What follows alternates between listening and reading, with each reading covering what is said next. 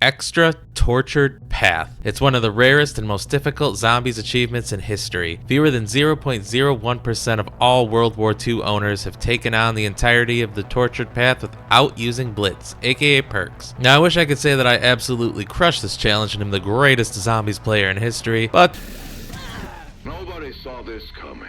if you end up liking this video, go ahead and like and subscribe for extra torturing myself. It starts off with Chapter 1, Into the Storm. This is a charming little town in Spain called Bodega Cervantes that gets notably much less charming when you get your nuts chewed on by zombies. Starting on rounds 1, 4, and 7 respectively, you can start charging Übersprengen batteries by killing zombies. It's not a whole lot of zombies, and while you don't need to fill them all in the same round, you definitely have enough zombies to do so. So that's what I did. I also spammed the starter wall weapon for two reasons. One, to get my hands on an SVT-40 because it's ridiculous with free fire, and two, after hitting the locker a random number of times, you'll get Jack in the Boxes, this game's versions of monkey bombs. Round 2 is another survival round, though this time the game throws pests at you and the zombies get stronger. I didn't have an SVT yet, but the Gewehr was a good enough consolation prize. Kinda like winning a $75 gift card at Bar Trivia instead of a custom hoodie or some garbage. Screw that, give me more burgers. If you haven't played World War II Zombies, it introduced a precursor to BO6's augment system. You could spend tokens earned through gameplay and unlock mods to give yourself certain abilities. I'm running Critical Hit for a chance at extra critical damage to weak spots, Specialist Training for faster cooldown on my special ability, and Mark II, which upgrades your gun when using free fire. Round 3 is when it gets spicy. Every third round is everyone's favorite way to play zombies, an objective. In this case, I had to kill special zombies in the allotted time, and I prayed it would be bombers. As I've neglected to go to confession yet again though, it's Geckos, aka Sizzlers. I shit you not, in my dozens of attempts across the 3 maps, I think I've survived these Geckos twice. They're faster than you and they bust all over you. If you're insane enough to try this achievement for fun, because let's be honest, no one really has fun doing this, I'd save all your Jack in the Boxes and special ability for the objective rounds. This is because in the transition between rounds 3 and 4, Tom Selleck looking mofo drops you a supply crate that gives you points, armor, max ammo, and weapons. I ignored the guns because the ones I got were complete shit. I did grab a baseball bat though, because what can I say? I'm pissed that the Cubs aren't signing anyone this year. With a full gun and a nice coat of armor, I started round 4 in a cellar. You charge the second battery down here, so after a little bobbing and weaving, I tossed a Jack in the Box and blasted some zombies until their souls filled the battery. Lackluster as the gameplay of World War II Zombies is in my opinion, I really like the lore and world building. It's a fairly cohesive story as well, at least for the start of the game. It gets kinda screwy towards the end as it feels like it's trying to get into a more fantastical ether type story when it was doing fine as its own grounded sci-fi thing. Round 5 came along and I decided to gamble at the SMG locker, being rewarded with the Thompson, or M1928 if you want to be a nerd about it. Ignore the constant weapon inspections you'll see in this video. Every video I've seen of World War II Zombies, the player does it as well. Cut loose with a free fire, but things were getting a little dicey for a bit as I lost one of my shields. Unlike regular World War II Zombies maps, you can't buy more shields. You have to wait for a supply drop, so don't try to cuddle any zombies. Round 5 is also when the Wooslings start spawning, so make sure not to get too close or he'll shove that big black rod up your oh boy. Round 6. My ass got the defend objective where you need to defend a supply cache for a certain amount of time. I'm not going to sugarcoat it for you. This objective is one of the biggest offenders of showing why this game is not balanced at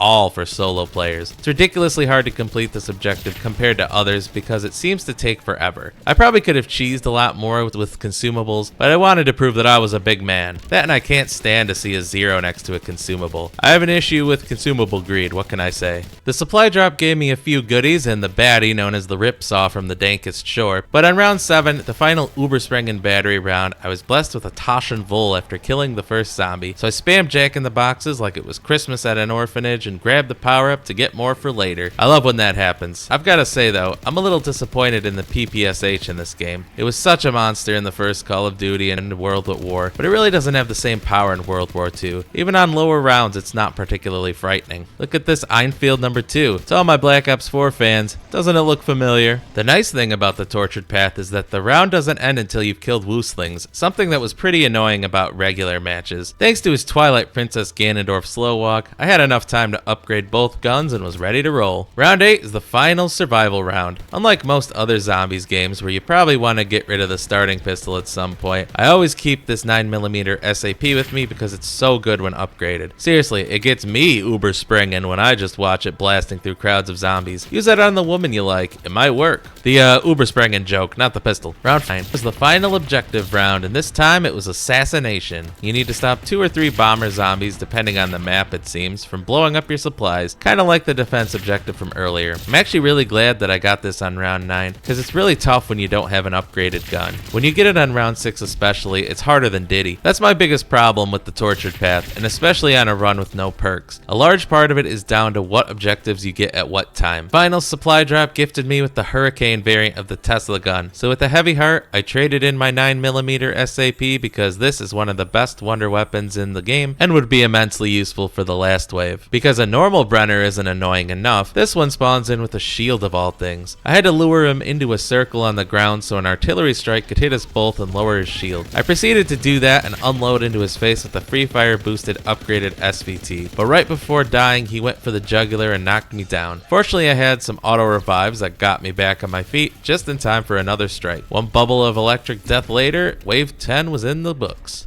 It's not over yet though. You don't get another supply drop before round 11, so the fact that I had 2 jack-in-the-boxes left was perfect. On wave 11 you need to survive for a minute and end the round in the designated escape zone. Fortunately you don't need to spend the whole minute in the area or else it'd be super annoying. Not to mention my escape zone didn't even show up until 16 seconds were left on the clock, but no matter. Hurricane ripped apart the zombies for a chapter 1 victory. Time to get wet for chapter 2, but not in the spring break kind of way. Is that still a thing? I don't know. I was already dating my wife by the time I was in college. Across the Depths is chapter 2, and much like BO4's Voyage of Despair, it's a journey across the ocean. As always, round 1 started with a slap of the old starter weapon locker and filling the first Ubersprengen battery. Thankfully I was blessed with an M2 carbine to make things a lot easier. Can't tell you how many times I took an embarrassing down within the first 30 seconds of a match on all 3 maps when trying to fill these batteries. I mean I could, but I'm too lazy to count. The start of round 2 showed us a glimpse of the gimmick of this map. The boat tilts, which makes this truck move. It blocks off your path until the boat tips again. I'm surprised that the mechanic wasn't attempted again in another zombies map. Or maybe it wasn't Vanguard or something, but I don't have the stomach to attempt Vanguard after this especially. After finishing round 2, I got the jacks in the box and my 9mm SAP back. Round 3 was the Moishla Assault objective, in which you have to kill all the Meister Moishlas that attack you before the time runs out. These things are pretty frightening to look at, but I actually find the objective to be one of the easier ones, at least in the latter 2 chapters. I just parked my butt next to the truck and spawn and spammed an overcharged free fire boosted SVT-40 at the door, and it turned these Meister Moishlas into a bigger joke than my YouTube channel. One supply drop, ammo, armor, and ice pick later, I was ready for round 4. Round 4 started by the second Ubersprengen battery, and once again I was given a break. The first zombie I killed dropped a Totengriff, or insta-kill if you're a normal human being, which let me make quick work of the reaction content fans with my pistol. I know there are a couple of good shotguns in this game despite most being crap, so I decided to try to get one of them. Naturally, this resulted in me getting the sawed-off double barrel and a fucking blunderbuss. Like, what is this, Undead Nightmare? I wish it were Undead Nightmare. Regardless, I traded in the blunderbuss for a machine pistol. Another survival round on wave 5, so back to the spawn area I went. Honestly, it was kind of fun training up here. You have enough space to run around and the zombies are surprisingly generous in this game. I think it's only fair because of just how bad the special zombies are. The Wooslings and Geckos especially are my #1 enemies. My biggest problem with World War II zombies is how unfriendly the game is to both survival and solo play. And I bet a lot of players would agree with this sentiment, judging by how small the achievement completions are for every post-Final Reich map. It's clear people weren't interested in the Easter eggs either. The story and the aesthetic is fantastic, but it's just done dirty by the poor Easter eggs, which are at the same time the focus of the game. I ran out of rounds in my machine pistol, and so I got memed on with another double-barreled shotgun. It's not horrible if you aim for the head, I guess, but when I think of shotguns and zombies, I want stopping power. At least the shooting sound is super satisfying.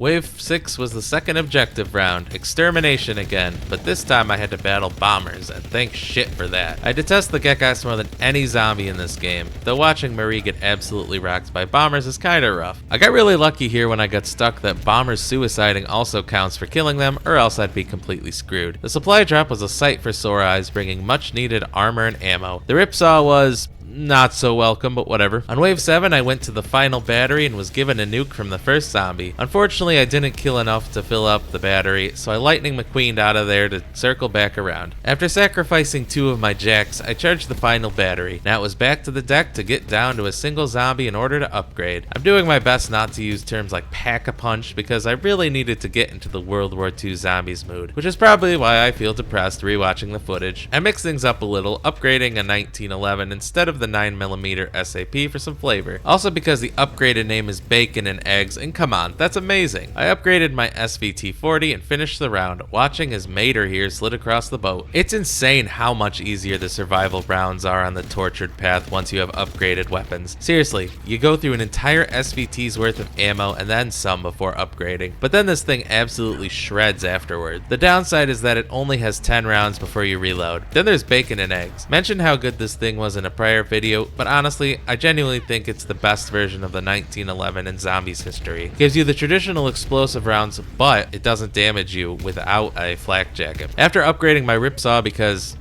I don't even know, honestly, I finished the final few zombies. Wave 9 gave me what I think is a map unique objective, defuse. I had a little over 4 minutes to drag some heavy ass bombs around the map and defuse bombs. Seriously, look at my character's attempt to run with these things. It's like she shit herself in a Costco. You can drop the bomb if needed, but then I'll get demonetized by singing an 80s song, and singing is just lazy commentary. Jack in the boxes are great for these kind of objectives at least. They'll buy you all the time you need to get enemies off you so you can play an indie bomb diffuser game. The supply drop blessed me with the Midnight Tesla gun, and since it's my favorite one, I couldn't pass it up. I threw away the Bacon and Eggs because it's nighttime and I don't want to eat bacon and eggs at 11 p.m. On to the boss fight. Wave 10 brought on the Stadtjäger, the boss from the Shadowed Throne, but unlike that map, he's kind of a dumbass on this map. He just walks around looking at all the pretty fishies. Needless to say, that doesn't exactly help him out in a fight against a guy who lost his sanity 20 attempts ago. So I cut loose with free fire and finished him off, albeit at the cost of my armor. His extremely lengthy death animation looked like he was reciting Shakespeare. Now to get off the boat. Midnight was amazing in the relatively straight areas on the deck, so I ran around and gave these zombies some head. Honestly, Midnight would probably be better than the Wolf Bull from Der Eisendrock if it had more than 2 shots in it. I clenched up for some swamp ass and escaped the boat. Time to make like Rad and break the ice. Chapter 3 is Beneath the Ice, the final obstacle between me and the achievement. Judging by my folder of footage, this one absolutely gave me the most trouble. It's not like the map isn't big enough to run around. It's honestly probably the easiest in that regard. It's just that the objectives really do bite you in the ass here more than anywhere. I just hit a game over because I got a certain objective before I had access to an upgraded gun, or one that just isn't remotely fair to play solo. And honestly probably like the tortured path a lot more if it was better balanced for solo. Business as usual for the first couple rounds, filling the Ubersprengen battery and spinning the box a million times for the SVT and Jack in the boxes. But I was truly blessed on round 3. Repair is the single easiest objective possible in the tortured path. All you have to do is run around and fix 3 damaged points in the allotted time, so as long as you have jacks, you quite literally have to die of a stroke to fail the objective. The supply drop went about as well as usual. At least I got the baseball bat again. Round 4 started once again with charging my Duracell battery. Please sponsor me, Duracell. Unfortunately, I got unlucky with a full specialist instead of something like a nuke, max ammo, or insta-kill, so I had to practice some strategery to not get murked. Like I said, basic survival rounds in this mode, and especially this map, are pretty easy, but no one likes to make simple tasks look difficult like I do. I got a little sloppy at one point, losing 2 shields of armor when getting caught. To remedy my malady of shitty guns, I tried the shotgun locker again, hoping for something good like the toggle action or combat shotgun. Instead, I got the damn sawed-off and blunderbuss again. Someone at Sledgehammer heard all the shit I talked about them in a few Black Ops 4 videos. I still blame them for that game's support getting cut.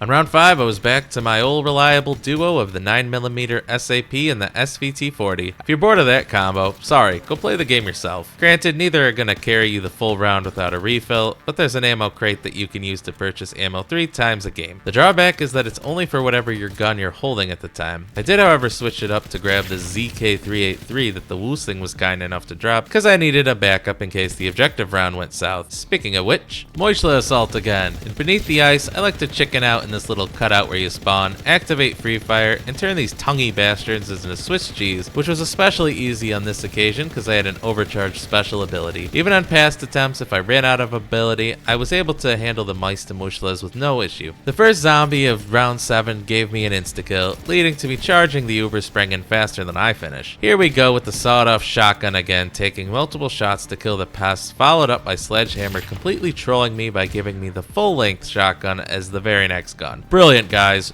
Brilliant. I'm glad this is a post commentary, so you don't have to watch me using a sniper rifle for a minute. That would make S-tier gameplay. Finally, after what seemed like 30 minutes of dealing with horrible guns, I was able to upgrade my SAP, which completely shat on the Wooslings and allowed me to upgrade my SVT as well. This gold camo is sexy. First dead zombie of round 8 gave me a max ammo, so Jack in the Box is for everyone. Seriously, this 9mm SAP is too good. Gotta be a top 5 pistol in zombies history, right? Turns Wooslings into complete jokes and tears through hordes like nothing. I ended the round by buying more ammo for the SAP at the Ubersprengen because despite everything bad I've said about World War II zombies in this video, the ability to buy ammo for upgraded guns from the Ubersprengen is an amazing idea that I wish Treyarch would have adopted. I guess double Pack-a-Punch got in the way. Round 9 was a map-specific objective and one I hadn't gotten before in my 15 or so attempts at this fucking map. Sacrificial stones. There are 4 stones around the map that act as soul boxes, requiring you to kill a certain number of zombies at each. I don't know what the number it is, but it's probably over 9,000. Would love to actually play the sound effects, but I'm sure Japan would sue me into sharing a cell with Shohei Ohtani's interpreter. Jacks are great for this challenge. I had a bit of a panic attack at the end here because I was cornered before the final rune was done, but thankfully I nut-tapped a Woosling with the 9mm SAP and finished the round. I ignored Midnight on this supply drop, by the way. Love it, but I needed the guns I had. Round 10, the boss battle. I had to defeat the Guardian, as those of you who read English can see on screen. I got to this battle a few times and even beat him once, but then I failed the escape. Yeah, still a little pissed about that one. But once you shoot him enough, he retreats to the altar where he gets more health by sucking up blood from these gargoyles, and you need to stop him by shooting the gargoyles. He'll trip and you can attack his weak point for massive damage. After that, it's more cat and mouse. Thankfully, he's stupid and does a little Donkey Kong down B attack that leaves him open for some spraying. Back to the center he went and more bullets to the face he received, though it seems like his weak point might actually be on the chest. More DK ground B gave me an opening for massive damage, and soon he went back to the middle to drink his Hawaiian punch. Still the best juice. I had enough of this shit, so I activated my free fire and put only heaven knows how many bullets into him with my SVT, beating his ass for the second time. Fun fact, killing him solo is actually a super rare achievement in itself, only being done by 0.03% of players. Time to not repeat the mistakes of the past. Instead of just chilling in spawn and hoping my free fire could carry me to victory, I took a leisurely stroll around the area. Since you don't need to chill out in the escape zone the whole time, I decided to make sure the zombies were far enough away that I could just slip out at the end. It's like sneaking out after communion. Don't do that, kids, that's bad. With the timer done, I completed the tortured path and most importantly, unlocked extra tortured path, cementing myself as one of the few players to complete possibly the hardest achievement in zombies history. Thank you so much for watching this video, and if there's something else you'd like to see, go ahead and comment below.